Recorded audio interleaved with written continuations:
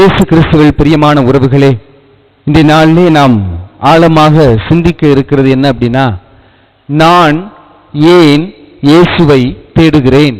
அவ்வளவுதான். நான் ஏன் இயேசுவை தேடுகிறேன் என்ற ஒரு பின்புலத்திலே நாம் சிந்திக்க இருக்கிறோம். ஒன்று பொருள் தேடல், இரண்டு அருள் தேடல். நான் பொருள் தேடலிலேயே இருந்து விட்டேன் என்றால் அருள் எனக்கு கிடைக்காது. நான் அருள் தேடலுக்கு கடந்து விட்டேன் என்றால் எனக்கு பொருள் ஒரு பொருட்டாகவே இருக்காது. எனக்கு பொருள் மட்டும்தான் போதும், அருள் வேண்டாம் என்று பார்த்தால் பிரச்சனைகள் அதிகமாக மாற்றப்படும். எப்படி? உதாரணமாக யூதாசு இஸ்காரியோத்தை எடுத்துக்கொள்வோம். இயேசு அருகில் இருக்கிறார், இயேசுதான் அவரை அழைத்திருக்கிறார். ஆனால் அவருக்கு பொருளில் கண் சென்றதே ஒழிய அருளில் கண் செல்லவில்லை. அப்ப பொருள் எனக்கு முக்கியமாக இருக்கிறது, இறைவனுடைய அருள் எனக்கு தேவையில்லை என்பதுதான் அவருடைய மையமாக இருக்கிறது. அருள் இருந்தால் நாம் எந்நாளும் நிம்மதியாக வாழலாம். பொருள் இருந்தால் இருக்கு மட்டும்தான் நான் நிம்மதியாக இருக்க முடியும். அது தீர்ந்து போன பிறகு நாம் கண்ணீரில் மூழ்கி போகக்கூடிய சூழ்நிலை ஏற்படும். எனவே உணவை பற்றி நாம் இரண்டு இடங்களில் நாம் ஆழமாக சிந்தித்து பார்க்க வேண்டும். முதல் உணவு பாவத்தை கொண்டு வந்தது. ஏவாள் என்று பாம்பினுடைய பேச்சை கேட்டு அந்த மரத்தில் இருந்து ஆப்பிளை பறித்து உண்டாலோ அன்றே பாவம் உலகில் சூழ ஆரம்பித்தது என்று நாம் பார்க்கிறோம். அதற்காக ஏவாள் மேல மட்டுமே நம்ம குத்தம் சொல்லிக்கிட்டு இருக்க கூடாது. அடுத்த கட்டம், பாவம் வளர்வதற்கு யார் காரணம் என்றால் ஆணும் காரணம். அவர் கொஞ்சம் விசாரிச்சுட்டு சாப்பிட்டு இருந்தார் அப்படின்னா பிரச்சனை இருந்திருக்காது. குடுத்தோன டபக்குன்னு முழுங்குனாக்கா அப்புறம் என்ன வரும்? பிரச்சனை வரத்தான் செய்யும். அப்ப பிரச்சனை பெண்ணால் வந்ததா ஆணால் வந்ததா என்பது பிரச்சனை இல்லை, நம்முடைய ஆசையால் வந்தது என்பதுதான் உண்மை. அதுதான் அருள். ஆண்டவர் அவர்களோடு நடக்கிறார், ஆண்டவர் அந்த தோட்டத்தில் அவர்களோடு இருக்கிறார். ஆனால் அவர்கள் ஆண்டவருடைய அருளை காணவில்லை. அற்ப ஆப்பிளை கண்டு அவர்கள் ஏமாந்து போகிறார்கள், அருளை இழந்து போகிறார்கள். இரண்டாவது, புதிய ஏற்பாட்டு பகுதியிலே அன்னை மரியாள் ஒரு புதிய ஏவாளாக இருந்து நமக்கு ஒரு கனியை காட்டுகிறார். அவர்தான் சிலுவையில் தொங்கக்கூடிய, சிலுவை மரத்தில் தொங்கக்கூடிய இயேசு கிறிஸ்துவாகிய அந்த கனி. அங்கு ஒரு மரத்தில் இருக்கக்கூடிய கனியை உண்டதனால் சாவு வந்தது. இங்கு ஒரு மரத்தில் இருக்கக்கூடிய கனியை இந்த திருப்பலியின் வழியாக, திருவிருந்தின் வழியாக நாம் உண்பதன் மூலமாக வாழ்வு நமக்குள் வர வேண்டும். வரவில்லை என்றால் நான் சாவை விரும்புகிறேன், நான் பொருளை விரும்புகிறேன், அருள் எனக்கு தேவையில்லை என்பதனுடைய ஆர்ப்பாட்டமாக மாறிவிடும் என்பதுதான் உண்மையாக இருக்கிறது. அருள் பெற்றவர்கள் எப்படி இருப்பார்கள் என்பது ஒரு முக்கியமான ஒரு கேள்வியாக இருக்கிறது. நேற்றைய நாளிலே என்னிடம் ஒரு கேள்வி கேட்கப்பட்டது. அது இன்று நமக்கு மத்தியிலே இருக்கக்கூடிய ஒரு குழப்பம் இருக்கும். நம்பிக்கையின் அடிப்படையை அது நம்பிக்கை மிகுதியாக்க உதவும் என்பது உண்மையாக இருக்கிறது. ஒருவர் கேட்கிறார், ஃபாதர், கடவுள் நம்பிக்கையே இல்லாத ஒருவர் என்னை பார்த்து கேட்கிறார், கன்னிமரியா எப்படி கருவுற்றார் அப்படின்னு கேட்டார். நான் சொன்னேன், தூய ஆவியால் கருவுற்றார் என்று சொன்னேன். அதற்கு அவர் சொல்லுகிறார், நீங்கள் உலகம் நம்பும்படியாக சொல்லுங்கள், நீங்கள் ஏன் எதையோ கொண்டு வந்து திணிக்கிறீர்கள் என்று சொல்லுகிறார். அவருக்கு நான் என்ன பதில் சொல்வது என அவர் கேட்டார். அவர் இந்த திருப்பலிக்கு வந்திருக்கிறார், அதனால அந்த பதிலை நான் கொடுக்கிறேன், உங்களுக்கும் தேவைப்படும். அந்த கேள்விக்கு உண்மையிலேயே நேற்று வரை எனக்கு அந்த அளவிற்கு ஆழமான பதில் தெரியாது. என்னுடைய நம்பிக்கை தூய ஆவியார் அப்படிங்கிற நம்பிக்கை. ஆனால் அவர் புரிந்து கொள்ள வேண்டும் என்பதற்காக இரவு தூங்கிய பொழுது கனவில் வந்த பதில்தான் இது. மாம்பழம் சாப்பிடுவோம், சாப்பிடும்போது நல்லா இருக்கும், வெளியில பார்த்தோம்னா நல்லா இருக்கும். உள்ளுக்குள்ள பார்த்தீங்கன்னா திடீர்னு அந்த மாங்கனிக்குள் இருக்கக்கூடிய அந்த கொட்டையில் இருக்கக்கூடிய உள்ளிருந்து ஒரு பூச்சி வெளியில வரும். ஆனா அது எனக்கு ஒண்ணுமே தெரியல, எப்படி இந்த பூச்சி உள்ள போச்சு, எப்படி இது வெளியில வந்ததுங்கிறது என்னால தெரிய முடியல. ஏன்னா வெளியில பார்க்கும்போது மாம்பழம் அழகாக இருக்கிறது, எந்த ஒரு பழுதும் இல்லாமல் நன்று பளபளப்பாக இருக்கிறது. இந்த பூச்சி எப்படி உள்ளே போனது என்பதில் தான் ஆரம்பித்தது என்னுடைய கேள்வி. அதை நாம் ஆய்வுக்கு உட்படுத்தி அறிவியல் பார்வையில் அதை கண்டுபிடிக்க முடியும். ஆனால் அன்னை மரியாள் தூய ஆவியால் கருவுற்றதை ஆன்மீக பார்வையில் பார்த்தால் மட்டும்தான் புரியும். அதை ஆய்வின் பார்வையில் பார்த்தால் அது புரியாது. நான் அனைத்தையும் ஆய்வுக்கு உட்படுத்துவேன் என்றால் நம்முடைய நம்பிக்கை போலியான ஒரு நம்பிக்கையாக மாற்றப்படும் என்பதுதான் உண்மையாக இருக்கிறது. எனவே இந்த கேள்வி என்னை உலுக்கியதன் காரணமாக அந்த கேள்விக்கு பதில் தெரிய வேண்டும் என்பதற்காக, இது நமக்கு அல்ல, இது நம்மை சோதிக்கக்கூடிய பிறருக்கு இந்த பதிலை சொல்லி பாருங்கள், அவர்களுக்கும் அது புரியும். ஆய்வுக்கு உட்படுத்திய பிறகுதான் மாங்கனிக்குள் எப்படி பூச்சி சென்றது என்பது தெரியும். அதன் வரையிலும் வெளியில் எந்த ஒரு பாதிப்பும் இல்லாமல் ஒரு கனி அழகாக இருக்கிறது, எப்படி பூச்சி உள்ளே சென்றது என்பது யாருக்கும் தெரியாது. அதே போலதான் ஆண்டவரும், ஆண்டவர் நினைத்தால் எப்படி உள்ள வருவார், எப்படி போவார், என்ன செய்வார் நமக்கு தெரியாது. அவர் நினைச்சா செய்வாரு அப்படிங்கிறது தான் அன்னை மரியாளுடைய விருப்பம். ஏனென்றால் அன்னை மரியாள் உண்டது வாழ்வு தரும் உணவு. அவர் அந்த கபிரியேல் தூதர் சொல்லும்போது, அருள்மிக பெற்றவரே நீர் கருவுற்று ஒரு மகனை பெற்றெடுப்பீர் என்று சொல்லும்போது அவர் ஆமேன் உம் சொற்படியே எனக்கு நடக்கட்டும் என்று அந்த வாழ்வு தரும் உணவை உள்ளே கொண்டு வந்தார். அது உள்ளே சென்று வாழ்வு கொடுக்க ஆரம்பிக்கிறது என்பதுதான் அதனுடைய மையப் பொருளாக இருக்கிறது. இன்று நாமும் நம்முடைய வாழ்க்கையில எதை உட்கொள்கிறோம் என்பது மிகவும் முக்கியமாக இருக்கிறது. ஏவாள் உண்ட அந்த ஆப்பிளில் வந்த சாபம் அன்னை மரியாள் கொடுத்த இந்த இயேசு என்ற கனியின் மூலமாக அது நீக்கப்பட வேண்டும். இல்ல ஃபாதர், எங்களுக்கு இன்னும் கஷ்டம் இருக்கு, கவலை இருக்கு, துன்பம் இருக்கு, தேவைகள் அதிகமாக இருக்கிறது அப்படின்னா அது நம்மளுடைய ஆசை, நம்மளுடைய துன்பத்திற்கு காரணம் நம்முடைய ஆசைதான் என்பதை மையப்படுத்தி பார்க்க வேண்டும். இப்ப யதார்த்தமாக வாழக்கூடிய வாழ்க்கைக்கு எது ஃபாதர் உதவும்? இறைவார்த்தை உதவும் என்பதுதான் உண்மையாக இருக்கிறது. ஒரு முறை திருச்சியில் இருக்கும்போது மறைந்த முன்னாள் ஜனாதிபதி அப்துல் கலாம் அவர்கள் அந்த பள்ளி மாணவர்களுக்காக ஒரு கருத்தரங்கு ஏற்பாடு செய்யப்படுகிறது. அப்பொழுது உங்க எல்லாருக்குமே தெரியும், பள்ளிக்கூடத்துக்கு வந்துட்டாங்க அப்படின்னா உடனே ஆசிரியர்கள் என்ன செய்வாங்கன்னா, நல்லா படிக்கிற அந்த 6 பேரை எடுத்துக்கிட்டு அவன்கிட்ட ஒரு கேள்வி எழுதி கொடுப்பாங்க. இந்த கேள்வியை தான் கேட்கணும், நீங்க அவர்கிட்ட எப்படி கேட்கணும் அப்படின்னா இப்படித்தான் கேட்கணும் அப்படின்னு சொல்லிட்டு அப்துல் கலாம் அவர்களிடம் அவர்கள் கேட்க சொல்லுகிறார்கள். ஒருவர் எந்திரிக்கிறார், நீங்கள் எப்படி ராமேஸ்வரத்திலிருந்து இப்படி உயர்ந்தீர்கள் என்று கேட்கிறார். ஆனா முதல் பையன் கேட்கும் போதே அங்கே ஒருத்தன் கையை தூக்கிக்கிட்டே இருக்கிறான். அவர்கிட்ட கேள்வி கேட்கணும், கேட்டே ஆகணும், கையை தூக்கிக்கிட்டே இருக்கிறான். அவர் பார்த்துட்டார். ஆனா இங்க பின்னாடி இருந்த ஆசிரியர் சொல்லுகிறார், அவனை தூக்குன கொண்டே புரியுனைய, ஏன்னா அவன் மக்கு, அவன் அறிவற்றவன், அவனுக்கு ஒண்ணுமே இல்லை, அவன் தான் ஃபெயிலு, கிளாஸ்ல படிக்கிறதுக்கே லாயக்கில்லாத பையன் சொல்லி முத்திரை குத்தப்பட்ட அந்த ஆசிரியர்களால் முத்திரை குத்தப்பட்ட ஒரு மாணவன் அவன். எனவே அவனை சொல்லுகிறார், நீ கையை தூக்குன பின்னாடி இருந்து நாக்க துருத்துறார், குன்று, கையை கீழே போடு, கை கீழே போடு. 2ஆம் கேள்வியும் கேட்கப்படுகிறது, 3ஆம் கேள்வி கேட்கப்படுது. ஒவ்வொரு கேள்வியும் கேட்கும்போது அவன் இவ்வாறு கையை தூக்கி கொண்டே இருக்கிறான்.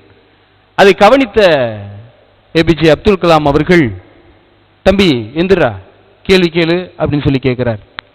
உடனடியாக அங்க இருந்த அந்த ஆசிரியர்கள் அனைவருக்கும் ஆட்டம் காண ஆரம்பிக்கிறது. இன்னையோட இந்த ஸ்கூலை மூடிட்டு வீட்டுக்கு போயிட வேண்டியதான் அப்படின்னு சொல்லிட்டு அவங்க நினைக்கிறாங்க. அவர்கள் நினைத்தார் போலவே அவன் கேள்வி கேட்டான்.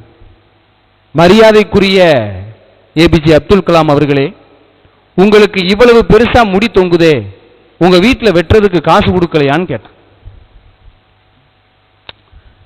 இதுதான் அவனுடைய கேள்வி. ஆனா அவர் அழகா பதில் சொன்னார் பாத்தீங்களா? அடுத்த நாள் நல்லா படிக்கிறவங்க கேட்ட கேள்வியை விட இவன் கேட்ட கேள்விதான் அந்த பத்திரிகையில் இடம்பெற்றது. அவர் சொல்லுகிறார், தம்பி நான் உன்னை பார்க்கிறேன், உன் தலையை பார்க்கிறேன், உன்னுடைய முடி நல்ல பச்சை பசேரென வளர்கின்ற பயிரை போல நேரே நிற்கிறது. என்னுடைய முடியை பார், வளர்ந்து தானியங்கள் நிரம்பி வளைந்து கொடுக்கக்கூடிய தானியமாக மாறிவிட்டது. எனவே வளரும் போது உன்னை போல் நிமிர்ந்து நிற்க வேண்டும், உயர்ந்த பிறகு என்னை போல் பணிந்து நிற்க வேண்டும் என்று சொல்லி முடித்து விட்டார். இதே சாதாரண நம்மகிட்ட கேட்டிருந்தாங்கன்னா நம்ம என்ன சொல்லியிருப்போம்? ஏன்டா எங்க அம்மா அப்பா இந்த கேள்வி கேட்ட மவனே அப்படின்னு சொல்லியிருப்போம். தீமையை விதைக்கும் போது நான் எதை மீண்டும் விதைக்கிறேன் என்பதுதான் அதிலிருந்து கற்றுக்கொள்ளக்கூடியது. இது யதார்த்தமான ஒரு கேள்விதான், கோபம் வரக்கூடிய ஒரு கேள்விதான். ஆனால் அதை எப்படி ஒரு இறை செய்தியின் மூலமாக அவர் அவனுக்குள் மாற்றப்படுகிறது என்பதுதான் உண்மையாக இருக்கிறது. இதை இன்றைய காலகட்டத்தில் என்னுடைய உணவு எது என்பது மிகவும் முக்கியமாக இருக்கிறது. இன்றைய நாளிலே நாம் பார்க்கிறோம், புனித ஜான் மரி வியானி மறைமாவட்ட பங்கு குருக்களினுடைய பாதுகாவலராக கொண்டாடப்படுகிறது. மக்களையும் மக்கு கேடுகட்ட மக்குன்னு முத்திரை குத்தப்பட்ட ஒரு மனிதர். அவரை ஒரு முறை அழைத்து ஆயரவர்கள் சொல்லிவிட்டார், நீ சாமியாராகிறதுக்கு லாயக்கில்ல, வெளியில போய்விடு என்று சொல்லப்படக்கூடிய நேரத்திலே ஏன் அப்படி சொல்லுகிறீர்கள் என்று பயத்தோடு கேட்கிறார் ஜான் மரிய வியானி. அப்பொழுது அவர் சொல்லுகிறார், நீ படிக்கவே லாயக்கில்ல, நீ சாமியாராகவே லாயக்கில்ல, வெளியில போயிரு அப்படின்னு சொல்றான். மனம் நொந்து போன அவ மீண்டும் அந்த ஆயர்வரை ஒரு கடுமையான சொல்லை சொல்லுகிறார், நீ எல்லாம் கழுதை சமம், இந்த கழுதை வச்சுட்டு ஒன்றும் பண்ண முடியாது போ அப்படின்னு சொன்னாங்க. அப்பொழுதுதான் ஜான் மரி வியானி அவ்வளவு நேரம் கசப்பான வார்த்தையை கேட்டுக்கொண்டிருந்தாலும் ஜான் மரிவியானி அவர்கள் தூய்மையான வார்த்தையை வெளியே கொண்டு போகிறார். எப்படி கொண்டு போனார் என்றால், மரியாதைக்குரிய ஆயர் அவர்களே, சிம்சோனுடைய கரங்களிலே இறந்த கழுதையினுடைய தாடையை வைத்து 1000 பெலிஸ்தியர்களை கொன்ற இறைவன் இந்த முழு கழுதையை பயன்படுத்த மாட்டாரா என்ன சொல்லுங்கள் என்று சொல்லி முடிக்கிறார். எனவே ஆண்டவர் நினைத்தால் இறந்த கழுதையினுடைய தாடையை வைத்து 1000 பேரை கொன்ற அவர் இந்த உயிருள்ள முழு கழுதையை பயன்படுத்த மாட்டாரா என்ன என்று சொல்லும் போதுதான் ஆயர் அவர்கள் மயங்கி போகிறார் அவருடைய பதிலில். உடனடியாக எந்த பங்கு தந்தையர்களும் அவரை ஏற்றுக்கொள்ள தயங்குகிறார்கள். ஏன்னா இவனை வச்சுக்கிட்டு ஒன்றும் பண்ண முடியாது அப்படின்னு. அவருடைய ஜான் மரியினுடைய சொந்த ஊரில் இருந்த பங்குச்சாமியார் அவருக்கு அடைக்கலம் கொடுத்து இங்கேயே அமர்ந்து படி என்று அவருக்கு சொல்லிக் கொடுத்து அவரை மிகப்பெரிய ஒரு மனிதராக புனிதராக மாற்றினார். எனவே அவர் ஒரு நாளைக்கு 24 மணி நேரத்திலே 18 மணி நேரம் he was sitting in front of the tabernacle அப்படின்னு சொல்லுவாங்க. அந்த நற்கருணை பேழைக்கு முன்பாக அமர்ந்திருப்பார். எவரெல்லாம் அவரை தூற்றினார்களோ, எந்த குருக்கள் எல்லாம் அவரை இகழ்ச்சிப்படுத்தினார்களோ, அவர்கள் அனைவரும் மாறுவேடத்தில் வந்து அவரிடம் பாவ சங்கீதனம் பெற்று செல்லக்கூடிய ஒரு சூழ்நிலையை நாம் பார்க்கிறோம். அப்பொழுதுதான் ஜான் மரியனுடைய வார்த்தை உண்மையாக இருந்தது. ஏனென்றால் கடவுளை நேசிக்கிற, கடவுளை விரும்பக்கூடிய ஒவ்வொருடைய சொற்களையும் கடவுள் கீழே விழமாட்டார். அப்பொழுதுதான் அவர் சொன்ன வார்த்தை நினைவு கூர்ந்து பார்க்க வேண்டும், இந்த முழு கழுதையை கடவுள் பயன்படுத்த மாட்டாரா என்ன என்பதை பற்றி. அப்பொழுது ஆயர்மார்களும் மாறுவேடத்தில் வந்து அவரிடம் பாவ சங்கீதனம் பெற்றுக்கொள்ளக்கூடிய சூழ்நிலை ஏற்படுகிறது. பிறகு அண்டை அயலார்கள், பக்கத்து ஊர்கள், எல்லா ஊர்லையும் இருந்து அவரிடம் பாவ சங்கீதனம் கேட்பதற்காக வரிசையில் காத்து கிடக்கக்கூடிய அந்த சூழ்நிலையை நாம் பார்க்கிறோம். எனவே அன்பிற்கினிய உறவுகளே, நம்மை சூழ்ந்திருப்பவர்கள் நம்மிடம் கசப்பை விதைத்தாலும் நாம் அவரிடம் இனிப்பை விதைக்க கற்றுக்கொள்ள வேண்டும். அதுதான் இயேசு கிறிஸ்துனுடைய வார்த்தையாக இருக்கிறது. இன்னைக்கு பாருங்க, இயேசுவை சந்திக்கும் போது கேட்கிறார்கள், ரவி நீ எப்போது இங்கே வந்தீர் என ஆசையா கேட்கிற மாதிரி இருக்கும். ஆனா இயேசு, நான் நேற்று சாயந்தரமே வந்துட்டேன், முந்த நாள் காலையிலே வந்துட்டேன்னு சொல்லல. மாறாக, நீங்கள் எல்லாம் அற்புதங்களை கண்டதால் அல்ல, அப்பத்தை உண்டதால் என்ன தேடிக்கிட்டு இருக்கிறீங்க அப்படின்னு பட்டுன்னு போட்டு உடைக்கிறார். அப்ப அவங்க கேட்ட துணிக்கும் இவர் கொடுத்த பதிலுக்கும் சரியா என்று பார்த்தால் சரியே. நம்மை பார்த்தும் சிலர் கேட்பார்கள், உங்களை ரொம்ப நலம் விசாரிக்கிறாங்கலாம் கேட்காதீங்க, நீங்க நல்லா இருக்கிறீங்களான்னு கேட்பாங்க. நல்லா இருக்கிறேன் மட்டும் சொல்லக்கூடாது அப்படின்னு சொல்லுவாங்க. ஏன்? நீ எப்படா நல்லா இல்லாம போவேன்னு அவன் காத்து கிடப்பானா? ஆமா, இதுதான் உண்மை, யதார்த்தமாக இருக்கிறீங்க. நல்லா இருக்கிறேன்னு மட்டும் சொல்லி 2 சுகர் பேஷண்ட் சந்திச்சுக்கிட்டா என்ன பேசுவாங்க சொல்லுங்க? 2 சுகர் பேஷண்ட் சந்திச்சுக்கிட்டா என்ன பேசுவாங்க? வாக்கிங் போகும்போது என்ன பேசுவாங்க? உனக்கு எம்பூட்டு இருக்கு அப்படின்னு கேட்பாங்க. எனக்கு 310 தான் இருக்கு. சும்மா கடை, காலைல என்ன சாப்பிட்ற? 4 இட்லி சாப்பிட்றேன். சும்மா நீ பொய் சொல்ற, நான் 2 இட்லி தான் சாப்பிட்றேன், எனக்கே 410 இருக்கு, உனக்கு 320 எனக்கு பொய் சொல்ற, நான் இதுல பணக்காரன் ஆயிட்டேன், நீ இதுல ஏழை ஆயிட்டியே அப்படின்னு சொல்றாரு. எதுல? சுகர்ல பணக்காரன் ஆயிட்டாராம், இவர் சுகர்ல ஏழை ஆயிட்டாராம். வார்த்தையினுடைய மேன்மையை நாம் புரிந்து கொள்ள வேண்டும். 2 இடத்திலிருந்து வார்த்தைகள் வருகிறது. அதில் ஒன்று முக்கியமானது என்னவென்றால், இப்ப நான் இங்க நின்றுகிட்டு உங்களுக்கு பிரசங்கம் பண்றேன். நான் வாயிலிருந்து பிரசங்கம் பண்ணேன் அப்படின்னா நான் படித்ததை ஒப்பிக்கிறேன் என்பது பொருள். நான் என்னுடைய அறிவையும் என்னுடைய வாயையும் சேர்த்து பயன்படுத்துகிறேன் என்றால் நான் விழிப்போடு இருக்கிறேன் என்பது பொருள். நான் வார்த்தை எனக்குள் இருக்கும் வரைக்கும் அந்த வார்த்தை எனக்கு சொந்தம். அந்த வார்த்தையை நான் வெளியே விட்டுவிட்டேன் என்றால் அந்த வார்த்தைக்கு நான் சொந்தம். இப்பொழுது புரிந்து கொள்ளுங்கள், இயேசு கிறிஸ்துவிடமிருந்து வந்த வார்த்தைகள் அனைத்தும் வாழ்வு தரக்கூடிய வார்த்தை. அந்த வார்த்தை எனக்கு சொந்தமானால் நானும் இயேசுவுக்கு சொந்தமாகி விடுவேன். ஆனால் நாம் நம்மில் இன்று பல பேர் வெறும் வாயால் பேசிக் கொண்டிருக்கிறோமே ஒழிய உள்ளத்தால் பேச மறுத்து கொண்டிருக்கிறோம். நடிப்பவர்களை எப்படி ஃபாதர் கண்டுபிடிக்கிறது? 3 வகையான அடையாளங்கள் உண்டு. 1 பேசும்போது உங்களையே பார்க்க மாட்டாங்க, 2 பேசும்போது காதை சொரிஞ்சுக்கிட்டே இருப்பாங்க, 3 பேசும்போது கையையும் காலையும் பின்னிக்கிட்டே இருப்பாங்க. இந்த 3 பேரை பார்த்துட்டீங்கன்னா நல்லா இருக்கிறேன்னு ஒதுங்கி போயிருங்க, அது உங்களுக்கு நல்லது, அதுதான் சிறந்தது.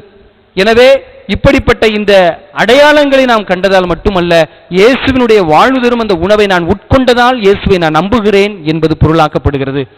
எதில் நிம்மதி அமைதி இருக்கிறது என்று சொல்லுங்க பார்ப்போம். எதுல நிம்மதியும் அமைதியும் இருக்குது? ஆனா நம்ம சொல்றது பூரா பொய். நல்ல காசு இருந்தா அமைதியா இருக்கலாம், நல்ல பணம் இருந்தா அமைதியா இருக்கலாம், நல்ல குணம் இருந்தா அமைதியா இருக்கலாம், நல்லா இருந்தா அமைதியா இருக்கலாம். உதாரணத்துக்கு ஒரு புனிதரை சொல்லி சொல்லுகிறேன். அகஸ்தினார் அவர்கள் மதுவில் தான் அமைதி இருக்கிறது என்று மதுவை அருந்த ஆரம்பிக்கிறார். மது சொல்கிறது என்னில் உனக்கு அமைதி இல்லை, இன்னும் மேலே செல் என்று சொல்லுகிறது.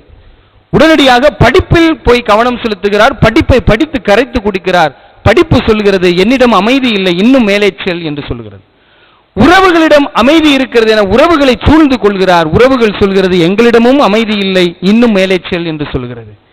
அவர் இறுதியாக இறந்து இறைவனோடு இணைந்த பிறகுதான், அந்த ஆன்மாவை இணைத்த பிறகுதான் அவர் உணரப்படுகிறார், இறைவா, வாழும் வரையிலும் எனக்கு அமைதி இல்லை, என்று நான் உன்னோடு இணைகிறேனோ அன்றே எனக்கு அமைதி கிடைத்து விட்டது என்பது பொருளாக்கப்படுகிறது. நாம் இயேசுவோடு இணைந்து விட்டோம் என்றால் அமைதி இருக்கும், இயேசுவை விட்டு பிரிந்து விட்டோம் என்றால் அமைதி இருக்காது என்பதுதான் இந்த கால சூழ்நிலையில் இருக்கக்கூடிய ஒன்றாக இருக்கிறது. உங்களிடம் ஆப்பிள் போன் இருந்தாலும் சரி, இல்ல இந்த உலகத்திலே இருக்கக்கூடிய பெரிய பணக்காரங்க பயன்படுத்தக்கூடிய எந்த பொருளாக இருந்தாலும் சரி, நிம்மதி அப்படி வராது. நிம்மதி பொருளில் அல்ல. நான் உதாரணத்துக்கு சொல்றேன், ஒரு வீட்டில் நடந்ததை சொல்லி முடிக்கிறேன். ஒரு வீட்டில் 85 இன்ச்சுக்கு டிவி வாங்கி வச்சிருக்கிறாங்க. அப்ப ஒருத்தர் விருந்தாளியா வரும்போது அவர் சொல்லுகிறார், அவர் பெருமையா சொல்றார் வீட்டுக்காரர், பாத்தீங்களா 85 இன்ச்சு டிவில என் மகன் அமெரிக்காவில இருந்து டிவி அனுப்பிச்சு விட்டுருக்கிறான் பாருங்க, எப்படி டிவி இந்த ஊர்ல யார்ட்டையுமே இல்ல அப்படின்னு சொல்லும்போது அவர் சொன்னார், அந்த விருந்தாளி பாடம் புகுத்துவதற்காக அழகாக சொன்னார், டிவி இருக்கு உன் மகன் எங்கடா அப்படின்னு கேட்டார். அப்ப நீ டிவியை பார்த்துதான் சந்தோஷப்பட்டுக் கொள்கிறாயா? உன் மகன் எங்கே? உன் மகன் அருகில் இல்லையே, அதை நீ என்ன மறுக்கிறாயே? நீ பொருளில் தேடிக்கொண்டிருக்கிறாய் நிம்மதியை, ஆனால் கிடைக்காது. என்று நீ அருளுக்கு மாற்றப்படுகிறாயோ அன்றே பொருள் தொலைந்துவிடும். அதைத்தான் நீ உணர வேண்டும் என்று கேட்கப்படுகிறது. தாவீது மகன் அரசனாக மாறுவதற்கு அவர் கேட்டது பொருள் அல்ல, இறைவனுடைய அருள். எனக்கு ஞானத்தை கொடும் இறைவா, அந்த ஞானம் என்னை வழிநடத்தட்டும் இறைவா என்று கேட்கப்படுகிறது. எனவே அன்பிற்கினிய உறவுகளே, நாம் இன்று எதில் இருக்கிறோம்? பொருளிலே அமர்ந்து கொண்டு இருக்கிறோம் என்றால் அது நமக்கு நிம்மதி தராது. அருளுக்கு மாற்றப்பட வேண்டும் என்பதுதான் ஆண்டவருடைய பொருளாக இருக்கப்படுகிறது. யார் பொருள் சேர்ப்பார் என சொல்லிக் கொள்கிறேன். உறவுகளுக்கு முக்கியத்துவம் கொடுக்காதவர்கள், உறவை விட்டு தள்ளி இருப்பவர்கள் பொருளில்தான் கவனம் செலுத்துவார்கள். உறவுக்கு முக்கியத்துவம் கொடுப்பவர்கள், உறவிலே நிலைத்திருக்க விரும்பக்கூடியவர்கள் அருளில்தான் கவனம் செலுத்துவார்கள். எனவே பொருளை குமித்து கொண்டிருப்பதனால் நாம் பெரிய பணக்காரர்கள் அல்ல. அதான் சொன்னேன், என்னதான் ஊரு பூரா உலகம் பூரா ஓடி ஓடி இடத்தை வாங்கினாலும் 6 அடி இடத்துல நம்மளை அடக்கிடுவாங்க. அவ்வளவுதான் வாழ்க்கை என்பது, அவ்வளவுதான். நாம் என்னதான் பெரிய பெரிய வீடுகள் கட்டி நம்ம பிள்ளைகளுக்கு கொடுத்தாலும் நாம் இறந்த பிறகு அந்த வீட்டிற்குள் நம்மை அடக்கம் செய்ய போவதல்ல. கல்லறையில சண்டை போட்டாவது இடம் வாங்கி அங்கேதான் அடக்கம் பண்ணுவாங்க. இறப்புக்கு தேவையான மதிப்பு 10,000 ரூபாய் தான் என்று சொன்னேன். ஒரு சவப்பெட்டி 3000 ரூபாய், ஏதோ பெத்த கடமைக்கு ஒரு 450 ரூபா 500 ரூபா மாலையை வாங்கி கொண்டாந்து போடுவாங்க. வருஷம் ஒரு பூசக்கருத்து கொடுப்பாங்க. நல்ல காசு சேர்த்து அதை மட்டும் கொடுத்துட்டு போயிருங்க, நீ வாழ்ற வரைக்கும் எனக்கு ஒரு பூசையாவது உப்பு கொடுத்துட்டு போயிடுற அப்படின்னு மட்டும் சொல்லுங்க. இதுதான் நம்முடைய கணக்காக இருக்கிறது.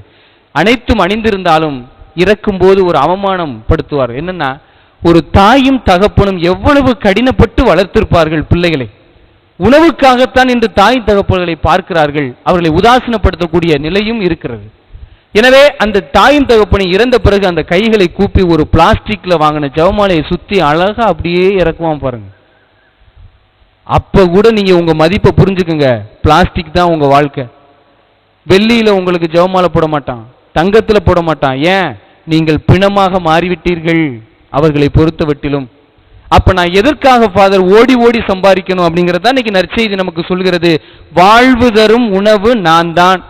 நீ என்னிடம் இணைவதற்காகத்தான் இந்த உலகத்தில் வாழ்ந்து கொண்டிருக்கிறாய். நீ பொருளில் இணைவதால் வாழப்போவதில்லை, என்னோட அருளில் இணைவதால் தான் நீ வாழப்போகிறாய் என்று சொல்லி முடிக்கிறார். எனவே அன்பிற்கினிய உறவுகளே, நாம் இயேசுவோடு இணைந்து அருளில் வாழ்வோம். அப்பொழுதுதான் அன்னை மரியாளை போல நாமும் அருள் மிக பெற்றவர்களாக இருப்போமே ஒழிய அருள் குறைய பெற்றவர்களாக இருக்க மாட்டோம் என்பது உண்மையாக இருக்கப்படுகிறது. நம்மில் பல பேர் நினைக்கிறோம், யாராவது கோவப்படுத்தினா உடனே கோவப்பட்டு திட்டு திட்டு திட்டு திட்டு திட்டு, யாரை வேணாலும் திட்டு, எப்படி வேணாலும் திட்டு, எப்படி வேணாலும் அசிங்கப்படுத்து, ஆள் இல்லாத நேரத்தில் புரணி பேசு, என்ன வேணாலும் பேசுவோம். அதெல்லாம் ஒரு நாளும் உங்கள் எதிரியை பாதிக்க போவது இல்லை. நல்லா புரிஞ்சுக்குங்க. உங்கள் எதிரியை பாதிக்கப் போவது இல்லை. முதலாக பாதிக்கப் போவதே உங்களைத்தான், நம்மைத்தான். நான் இப்போ யாராவது ஒருத்தர் திட்டுறேன் அப்படின்னா அவரை காயப்படுத்தினது ரெண்டாவது. முதலில் என்னை நான் காயப்படுத்தி விட்டு தான் அவரை காயப்படுத்த முடியும். என்னுடைய பிபி ஏறும், என்னுடைய சுகர் ஏறும், என்னுடைய கொலஸ்ட்ரால் ஏறும், என்னுடைய டென்ஷன் ஏறும், என்னுடைய சிந்தனைகள் மாறும், என்னுடைய பல்லு கடிக்க ஆரம்பிக்கும், மூக்கு புடைக்க ஆரம்பிக்கும், காது விடைக்க ஆரம்பிச்சிடும். அப்ப இத்தனை சிந்தனைகள் என்னென்றால் நான் அவரை கோபப்படுத்துவதாக நினைத்து கொண்டு என்னை நான் கோபப்படுத்தி கொண்டிருக்கிறேன். அதனால்தான் ஆண்டவர் இயேசு கிறிஸ்து எவ்வளவு சொன்னாலும் அவர் சொல்லுவார், மன்னிப்போம், மன்னிப்பு பெறுவோம் அப்படின்னு சொல்லி முடிப்பார். எனவே அன்பிற்கினிய உறவுகளே, ஒரு புனிதர் அழகாக சொல்லுவார், நாம் பன்றிகளைப் போல வயிற்றை நிரப்ப பார்க்க வேண்டாம். பன்றிகளைப் போல வயிற்றை நிரப்ப பார்க்க வேண்டாம். ஏனென்றால் இந்த உலகத்தில் பன்றிகள் மேகத்தை, வானத்தை பார்க்கவே முடியாது. ஆனால் மனிதர்களாகிய நாம் வயிற்றில் மட்டும் கவனம் செலுத்த வேண்டாம், மாறாக விண்ணை நோக்கி கவனம் செலுத்துவோம். ஒரு நல்ல கள்வன் தரையை பார்க்காமல், இறைவா நீர் வான் வீட்டில் அமர்ந்திருக்கும் போது எனக்கும் அங்கு பங்கு கொடும் என்று கேட்டாரே, அதை போல நாம் கேட்போம். ஒரு கெட்ட கள்வன் தரையை பார்த்து என்னை இறக்கிவிடும், நான் இந்த உலகத்தில் வாழ்ந்து என்ஜாய் பண்ண வேண்டும், வாழ்க்கை என்பது ஜாலி, அதை வாழ்ந்து பார்க்கிறது என் ஜோலி அப்படின்ட்டு அவர் கேட்கிறார். ஆனால் நல்ல கள்வன் கேட்கிறார், இல்லை நான் விண்ணை நோக்கி உம்மிடம் வர வேண்டும் என்று கேட்கிறார். நிம்மதியை நிலையாக்கி கொண்டிருக்கிறார். நாம் துன்பப்படுகிறோம் என்றால் காரணம் இறைவன் அல்ல, நாம் தான் என்பதை மனதில் நிறுத்திக் கொள்வோம். அதை மாற்றம் பெற இந்த திருப்பலியிலே வர வேண்டுவோம். ஆமென்.